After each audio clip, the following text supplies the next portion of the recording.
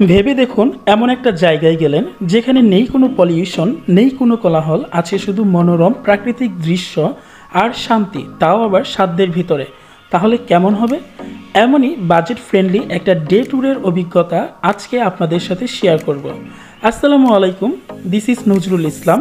আর আজ আমি আপনাদের সাথে ঢাকা টু রাঙামাটি ভ্রমণের A to Z সব কিছু শেয়ার করব।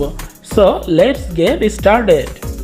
Open eye, feel the waves cut through me, hypnotized by the sounds I'm breathing in. Hold tight, chemicals collide. Hold tight, hold tight, hold tight. Dhaka থেকে রাঙামাটি যাওয়ার জন্য আপনারা গাবতলী, কল্যাণপুর, কলাবাগান, সায়দাবাদ, যাত্রাবাড়ি, গুলিস্তান, মহাখালী থেকে দূরপাল্লার বাস পেয়ে যাবেন।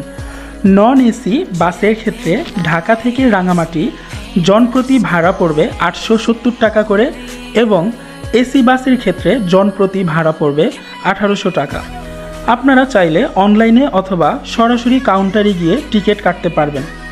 যে কোনো অনাকাঙ্ক্ষিত ঝামেলা এড়ানোর জন্য অগ্রিম টিকিট কাটে রাখাই ভালো।